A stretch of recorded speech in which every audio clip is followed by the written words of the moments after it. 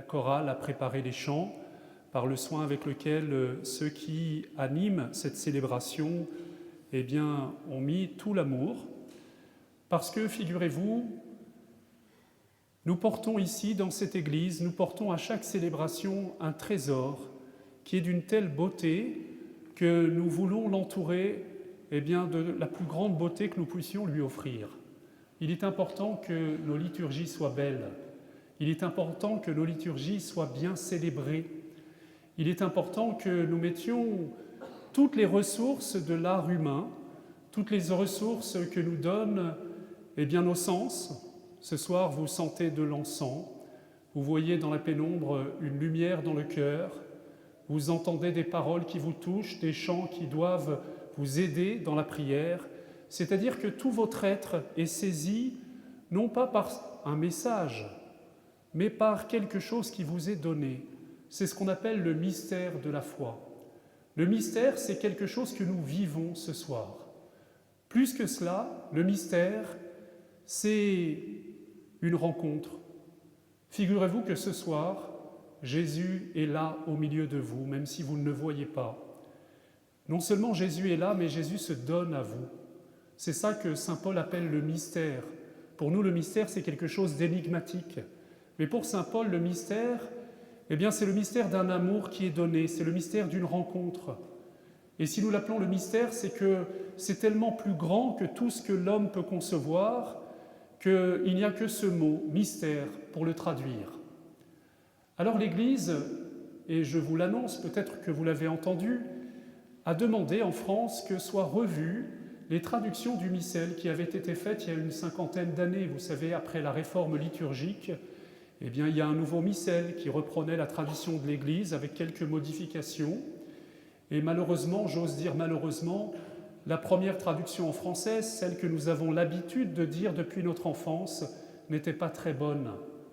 Il y avait des choses qui aplatissaient un peu le mystère. Je pense que l'intention des traducteurs était en un sens louable, c'est qu'ils voulaient rendre les choses plus compréhensibles. Mais comme souvent dans ces cas-là, nous risquons de les rabaisser. Nous risquons d'amputer le mystère de ce qu'il a précisément de grand et qui dépasse les perceptions humaines. Alors, une nouvelle traduction a été faite et vous allez faire un effort dans les semaines qui vont venir, et l'habitude va être prise très vite, de nous adapter. Vous l'entendrez dans les prières que vous entendez de la bouche du prêtre, certaines choses qui ont été ajoutées parce qu'elles avaient été enlevées. Il sera plus souvent mention de ce que, depuis 50 ans, nous oublions un peu, la beauté du mystère des anges, la beauté du mystère de la foi dans son ampleur. Et vous aurez aussi à vous adapter à certaines des répliques que vous avez à dire. Je vais me pencher sur 2 ou 3 d'entre elles. La première, c'est au moment de l'offertoire. Tout à l'heure, au moment de l'offertoire, vous allez me dire c'est des détails. C'est des détails, mais comme vous connaissez la chanson, c'est peut-être un détail pour vous, mais pour moi, ça veut dire beaucoup. C'est peut-être un détail pour vous, mais pour Dieu et pour l'Église, ça veut dire beaucoup. Et pour peu que nous nous penchions dessus et que nous y fassions attention, comme on dit, le diable se cache dans les détails, l'Esprit Saint plus encore, il nous révèle des trésors dans les détails. Est-ce que vous vous souvenez, il va falloir l'oublier maintenant, c'était un peu terrible. Nous disions au moment de l'offertoire, le prêtre vous disait « Prions ensemble au moment d'offrir le sacrifice de toute l'Église ». Et vous répondiez « Pour la gloire de Dieu et le salut du monde ». Il y a quelque chose de vrai là-dedans, c'est que nous offrons un sacrifice pour la gloire de Dieu et le salut du monde. Mais jugez plutôt le dialogue tel qu'il est littéralement traduit de l'originel latin. Priez, frères et sœurs, c'est le prêtre qui parle, que mon sacrifice, qui est aussi le vôtre, soit agréable à Dieu le Père Tout-Puissant. Réponse de vous, de l'Assemblée, que le Seigneur reçoive de vos mains ce sacrifice à la louange et à la gloire de son nom, pour notre bien et celui de toute l'Église. Avez-vous noté ce petit détail, quelque chose qui avait été enlevé de la traduction, la référence aux mains du prêtre, au fait que l'offrande de l'Assemblée à Dieu passe nécessairement par les mains du prêtre. Vous allez me dire c'est un détail, et pourtant ce détail détermine tout. Le prêtre, les mains du prêtre représentent les mains de Jésus. Ce ne sont pas mes mains qui sont importantes, et le curé d'Ars aimait à le dire aux enfants au catéchisme, à la messe, regardez les mains du prêtre, ce sont les mains de Jésus. Lorsque les servants d'autel vont apporter les dons, le pain et le vin, c'est-à-dire votre offrande, l'offrande de votre vie, que vous voulez faire à Dieu, eh bien cette offrande passe par les mains de celui qui représente Jésus. N'oubliez jamais que si nous pouvons nous offrir à Dieu, ce n'est pas en vertu de notre mérite à nous, parce que nous étions par le péché originel séparés de Dieu. C'est l'offrande de Jésus, l'offrande de sa vie sur la croix, qui est réactualisée dans chaque Eucharistie, dans chaque célébration de la messe, qui nous permet de nous offrir avec Jésus, ou plus précisément, c'est Jésus qui prend notre offrande imparfaite et qui, passant par ses mains, devient parfaite pour le Père.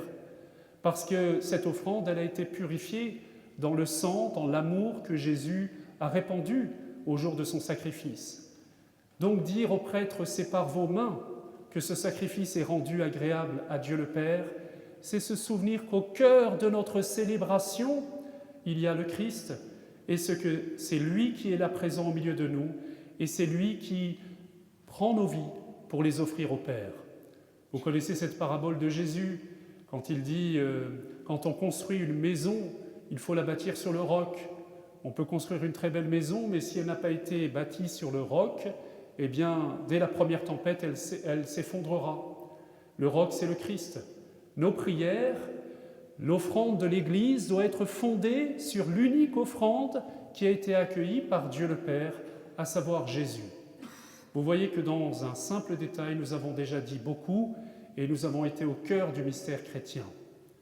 Deuxième détail, là encore, voici l'agneau de Dieu qui enlève les péchés du monde. Eh bien, heureux les invités, nous disions, au repas du Seigneur.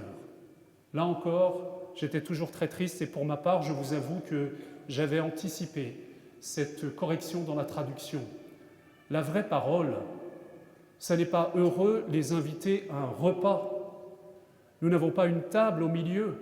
Il y a des églises où on a mis une table au milieu parce qu'on a dit l'Eucharistie c'est un repas. C'est vrai que c'est un repas, mais c'est beaucoup plus qu'un repas. L'Eucharistie est un repas où Jésus se donne en nourriture. L'Eucharistie est d'abord un sacrifice offert à Dieu, un sacrifice dans lequel Jésus se donne tout entier corps et âme. Et il se donne comme un époux qui se donne à son épouse. Alors rassurez-vous, il n'y a pas de scoop, Jésus n'a pas épousé Marie-Madeleine, Jésus n'a pas eu de femme cachée, mais Jésus a une épouse, c'est vous, c'est l'Église, c'est l'Assemblée. Et Jésus se donne comme un époux. Alors on dit non pas heureux les invités au repas du Seigneur, mais heureux les invités au festin des noces de l'agneau, à ce festin auquel nous célébrons. Ce que nous vivons dans chaque messe, c'est le mystère de noces entre le ciel et la terre, de noces entre Dieu qui, dans la personne de Jésus, se donne tout entier à l'humanité qui l'épouse. Et qu'est-ce que fait un époux lorsqu'il se donne à son épouse? Il lui donne tout. Il lui donne son cœur, il lui donne son corps, il lui donne son être jusqu'au bout, jusqu'à l'amour infini, comme Jésus jusqu'au bout sur la croix. Alors vous voyez que dans ces petits mots, dans ces petits détails, c'est la grandeur du mystère, c'est la grandeur de l'amour de Dieu. C'est bon de laisser notre cœur se déployer, s'ouvrir, se dilater, et ne pas rester enfermé dans nos petites considérations humaines. C'est vrai que c'est une tentation de toujours vouloir prendre un langage plus... On dit souvent l'Église doit s'adapter au monde. Mais je ne crois pas en réalité. C'est le monde qui doit être attiré vers Dieu. C'est le monde qui doit s'attirer. C'est le monde qui doit s'adapter à Dieu. Et c'est le monde qui doit entrer dans un mystère beaucoup plus grand que ce que nous connaissons. Alors, chers amis, heureux êtes-vous ce soir parce que vous êtes invités au festin des noces de l'agneau. Je vous invite à considérer ce soir Jésus au milieu de vous comme l'époux qui se donne à son épouse. Vous êtes l'épouse. C'est la raison pour laquelle vous devriez aller à la messe habillé de blanc. Vous savez, j'entendais quelqu'un qui me disait qu'aux îles, aux Antilles, on s'endimanche encore. C'est triste que les chrétiens ne s'endimanchent pas, comme on dit. Parce qu'on vient on vient se faire beau, on vient revêtir l'habit de son baptême.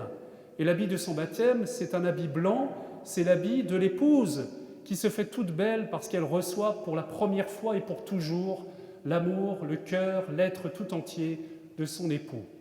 Alors ce soir, entrez dans les dispositions que l'Église vous invite à revêtir, les dispositions de l'épouse qui vient à la rencontre de son époux, qui mystérieusement, humblement, dans la beauté, dans le mystère de tous nos gestes, se donne à vous, se donne à nous, dans le sacrifice qu'il fait de sa vie au Père et dans l'offrande qu'il nous fait comme un époux à son épouse.